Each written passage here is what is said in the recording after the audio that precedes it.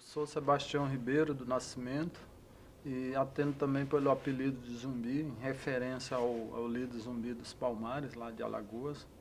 E vim lá de São Luís, do estado de São Luís do Maranhão, nasci numa cidade chamada Caxias. E na década de 80 a gente veio para o estado de São Paulo. A gente foi morar na cidade de Cubatão, onde eu estou lá já vai fazer 40 anos. E lá é onde a gente praticamente, eu cheguei com 12 anos e a gente começou a nossa história, né? Hoje eu sou um dos líderes da comunidade, a gente dirige uma associação e a função dessa associação, no início, ela era né? Que você tinha uma demanda, que era uma demanda muito urgente, né? Que você tinha que atender.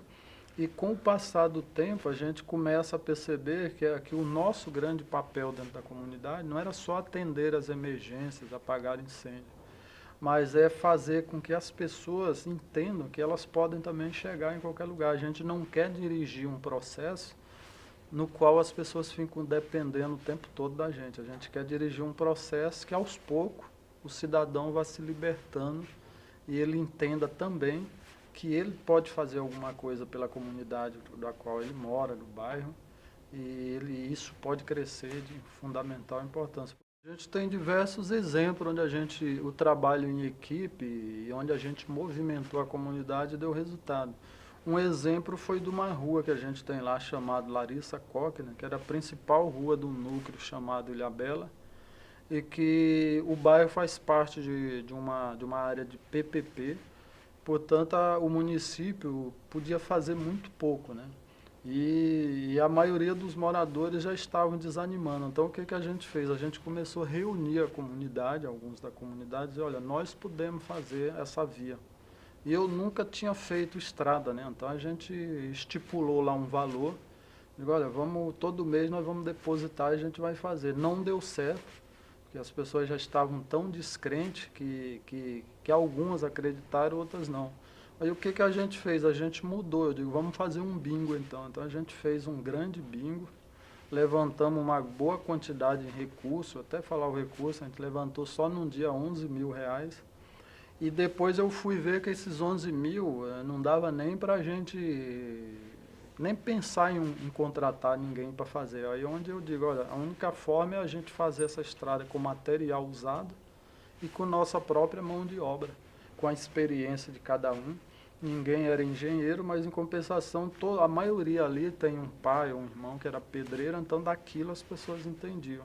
Então a gente comprou os primeiros materiais, fomos lá atrás, ganhamos a boa parte dele e a gente iniciou o primeiro trecho da obra. Quando a comunidade vê aquilo concreto, aí foi automático, né? Aquela descrença vira em esperança e todo mundo se envolveu. A gente fez 900 metros de estrada em menos de um mês e esse dinheiro deu, porque a gente acabou buscando parcerias de doação, mão de obra junto. É um grande exemplo de quando a comunidade é bem conduzida e a gente trabalha a esperança de forma bem transparente, a gente consegue coisas que pareciam impossíveis, a gente consegue fazer. Quando a gente faz uma estrada, quando a gente vai buscar algum curso, algum projeto, nós estamos sempre pensando em atingir o maior número de pessoas, né? Esse é o grande objetivo. Porque, na verdade, se um faltar, esse um, numericamente, matematicamente, parece pouco.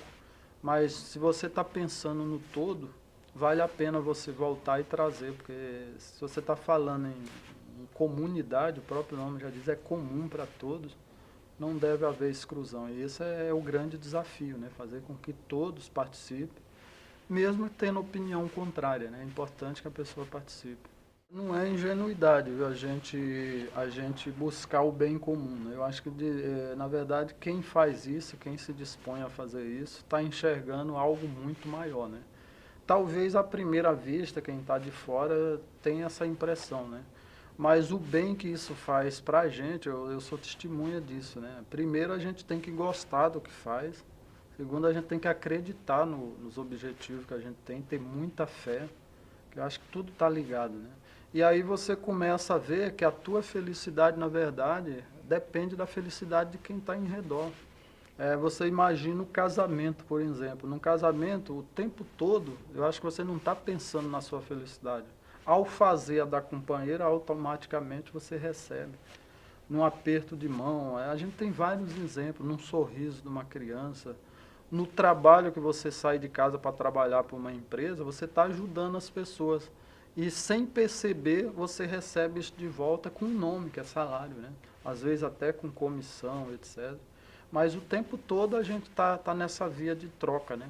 Agora, o trabalho comunitário, você só intensifica isso, né? Ou numa empresa onde você resolve fazer um pouquinho a mais, né? Acho que a gente tem que se ater muito no detalhe de que nós sempre podemos fazer um pouquinho a mais.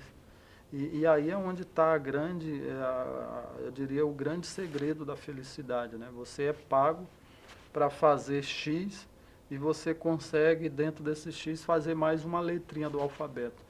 Automaticamente quem te contratou te fica super feliz porque você fez a mais e você também fica super feliz porque você diz, poxa, eu consegui me superar, ou seja, fazer mais e trazer alegria. Porque o tempo todo, seja no movimento comunitário, seja no movimento empresarial, você está criando um produto em laboratório, você está desenvolvendo um projeto para quê? Sempre para o bem das pessoas, do bem-estar das pessoas.